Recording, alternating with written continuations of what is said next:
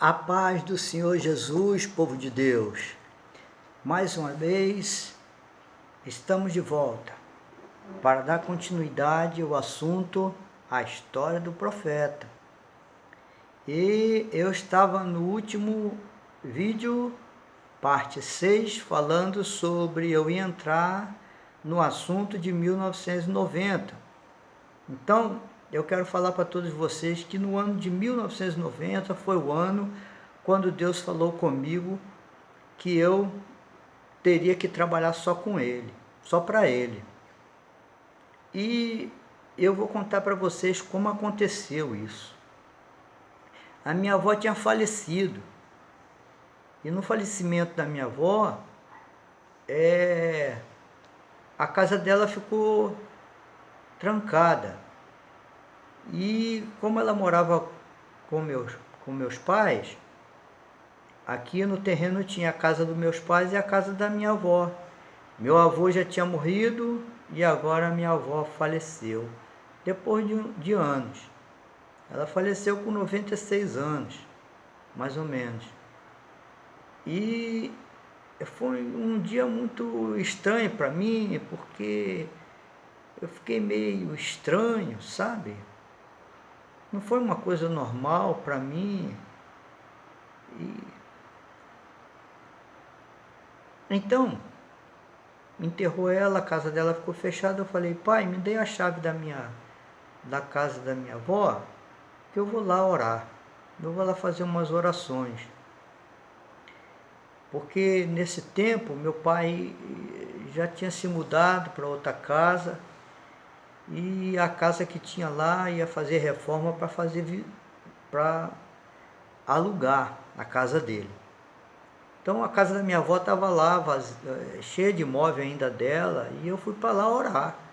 Isso em 1990. Eu ia para lá orar, abria a porta, fechava a porta e ficava orando com a boca no pó. E nesse dia, eu tive uma visão, que eu via os meus documentos, a minha identidade, minha carteira de trabalho, e o Espírito de Deus falou comigo: saia do teu emprego, porque agora você vai trabalhar só para mim, você não vai trabalhar mais para o homem, você só vai trabalhar para mim e eu vou te sustentar. Então, eu via, no lugar dos documentos, numa visão, eu via uma Bíblia aberta para mim. Você vai pregar somente a minha palavra e eu vou te sustentar. Meu casamento estava marcado dia 26 de janeiro de 91. E eu falei: Senhor, eu não vou pedir as contas. Se realmente o Senhor quer que eu deixe de trabalhar onde eu estou trabalhando, o Senhor vai fazer um movimento lá e vai me tirar de lá. Então, passou uns dias e foi isso que aconteceu. Teve uma reviravolta lá no meu serviço, e por sinal eu tinha uma boa profissão e ganhava muito bem. Então eles me mandaram embora, com direito a tudo, né? Porque eu saí bem. E dali para frente começou uma caminhada nova de fé. Deus me sustentando, e eu ter que confiar que esse Deus não ia me deixar faltar nada. E eu me lembro que minha mãe chegou para mim e falou assim: agora você vai ter que cancelar o casamento. Eu falei: não vou cancelar nada não. O que eu tratei com o pai da Cristina, eu vou cumprir. E eu tinha trato para ele: olha, eu vou namorar com a sua filha 1 ano, eu vou noivar no 2º ano e vou me casar. A gente estiver entrando no 3º ano, né? Eu vou me casar. E foi isso que eu fiz, eu cumpri a minha palavra e Deus honrou a minha fé. E não faltou nada, porque esse Deus é maravilhoso. Esse Deus sustenta, Ele cumpre com a sua palavra. Já se passaram 29 anos. E Deus não deixa nos faltar nada, Ele nos sustenta na obra dEle. Isso porque Ele me chamou. Eu não tomei essa decisão. Quem mandou tomar essa decisão foi ele. E ele cumpre com a palavra dele. A Bíblia diz que ele vela por sua palavra para fazê-la cumprir. Bom, eu quero deixar mais um versículo, porque é o assunto sobre o dom da profecia. E esse assunto é bem extenso. Então, o versículo que nós vamos ler está lá em 1 Coríntios, capítulo 12, versículo 31, que diz: entretanto, procurai com zelo os melhores dons. Procurai com zelo os melhores dons. Você sabe o que é zelo? Zelo fala de conservar, de tomar conta, de ter cuidado, de tratar bem. Isto é zelo.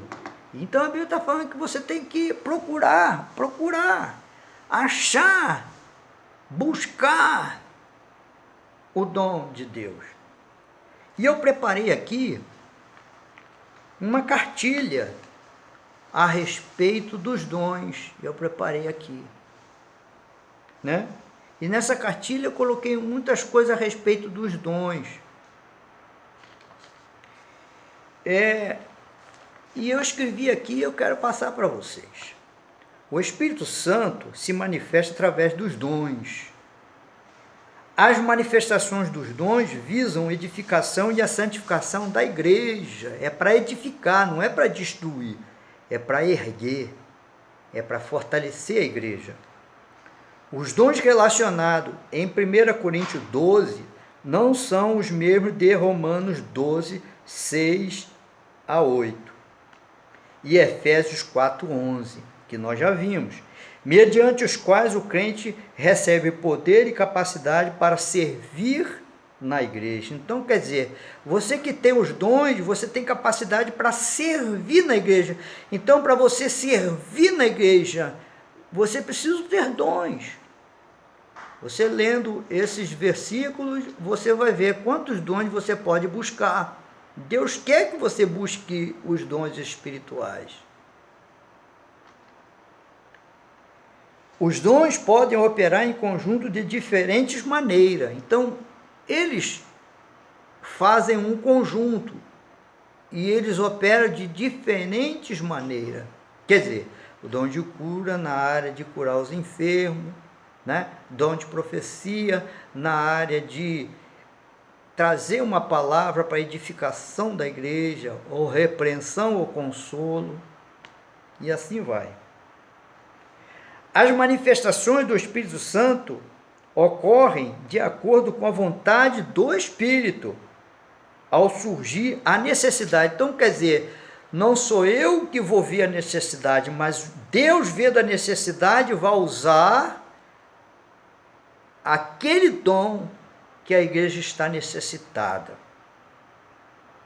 As manifestações do Espírito Santo ocorrem também de acordo com o zelo do crente, o anelo do crente. Quer dizer, o dom para estar em evidência na minha vida, eu tenho que estar zelando dele. Quem possui o dom tem que ter um andar santo, um andar na justiça, um andar em santificação. Ele tem que andar na justiça. É o anelo do crente. E com este dom, você vai demonstrar que ama a igreja, que ama o corpo de Cristo, que quer ver o desenvolvimento do corpo de Cristo, o crescimento da igreja. É este anelo que o crente passa a ter quando possui dons. Ele quer ser útil na igreja. Certos dons podem operar com mais frequência. Então, existem dons que operam com mais frequência. Esse dom, a igreja que tem o dom de profecia, que opera o dom de profecia, esse dom pode operar com mais frequência. Já aquela igreja que tem o dom dos milagres, vai operar com mais frequência esse dom. Né? Já aquela igreja que o pastor tem um dom para o ensino, ele é um mestre, então esse dom vai operar com mais frequência, o ensino.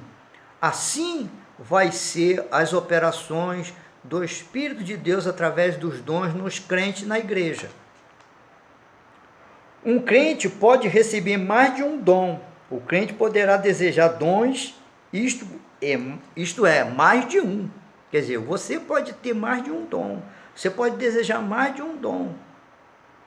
E o dom vai operar na tua vida em conjunto, né? E eu tenho experiência, né, de o dom operar na profecia, no discernimento de espírito, na palavra de sabedoria e na palavra de revelação, do conhecimento, revelando problemas que a pessoa tem, pensamentos, desejo, vontade, ou um conselho de Deus ou uma vontade de Deus para determinada pessoa. Ele também pode revelar enfermidades e curar. Temos experiência nessa área. Agora, o que eu vou falar é importantíssimo, presta atenção. É antibíblico pensar que o crente que possui um dom de operação mais visível é mais espiritual do que aquele que possui dons menos visíveis. Vou dar um exemplo. O dom mais visível, o dom de profecia. Ora, aquele irmão se torna mais visível na igreja. Mas aquele irmão que tem o dom de socorros, como está lá em Efésios, em socorros, né, não é muito visível.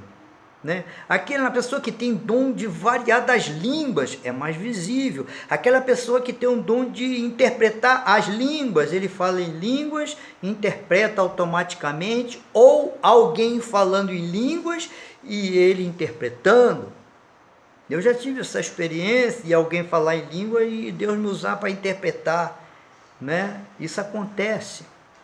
Então, isso não significa que aquele que tem o dom mais visível é mais espiritual. Quer dizer, Deus o capacitou com aquele dom, mas ele não é mais espiritual do que o outro lá. Não, é antibíblico isso. Certo? Bom, eu preciso falar um pouco sobre as experiências que o Senhor tem nos dado. Então, a minha avó faleceu, meu pai foi morar em outra casa, e a casa do meu pai ele alugou, né?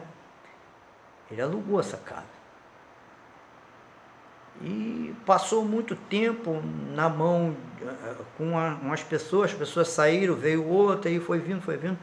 Teve uma vez que veio um homem morar na casa do meu pai, e eu tomava conta, eu já tinha me casado, eu morava nos fundos, e essa pessoa morava na casa da frente, que é a casa do meu pai, e eu morava na casa que era da minha avó, que passou para mim. O que aconteceu? Este homem morou um bom tempo, e ele cristão, e a gente confiamos nele. E o que aconteceu? Esse irmão, ele começou a falhar no aluguel da casa. E no dia que ele foi embora, ele saiu devendo alguns meses. E ele disse que ia voltar para pagar a dívida. E não voltou, e passou um mês, passou 2 meses. E eu coloquei diante de Deus: Senhor, ele é um servo teu e isso não pode ficar assim. Eu peço que o Senhor faça alguma coisa. E os meses foram passando e nada. Aí quando foi um dia eu saí e fui